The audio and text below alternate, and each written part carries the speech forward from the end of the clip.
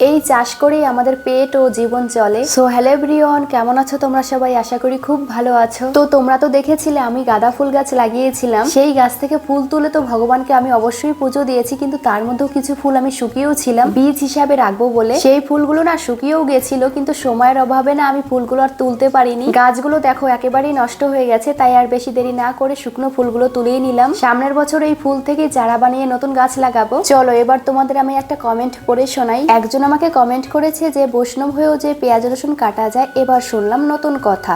আমি তো জানতাম বৈষ্ণবদের পেঁয়াজ রসুন ধরতে নেই। যে আমাকে এই কমেন্টটা করেছো তোমাকে বলছি আমি কিন্তু বৈষ্ণব না। তোমার কাছে আমার একটা প্রশ্ন রইলো, তুমি কি দেখে আমাকে এই কমেন্টটা করলে বলবে প্লিজ। আর রইলো বাকি রসুন কাটা। জানো তো আমাদের প্রধান জীবিকা হলো কৃষিকাজ। জানো তো আমার জন্মের আগের থেকে আমার বাবা জ্যাঠারা এই সমস্ত চাষবাস করে। এক কথায় বলতে গেলে এইসব চাষ করেই আমাদের পেট ও জীবন চলে। আমাদের সমস্ত কিছু এই চাষের উপর নির্ভরশীল। আর জানো তো আমাদের এখানকার মাটিতে যা ফসল হয় সেটা অন্য কোথাও সহজে হয় না। তো যাই হোক, আজ এত রোদ এত গরম পড়েছে যে আমরা সবাই রসুন কাটতে কাটতে ক্লান্ত হয়ে গেছি। সেজন্যই আমার মা সবার জন্য ঠান্ডা ঠান্ডা মাজা নিয়ে এসেছে। তো ভিডিওটা এই পর্যন্তই, দেখাচ্ছে পরবর্তী ভিডিওতে।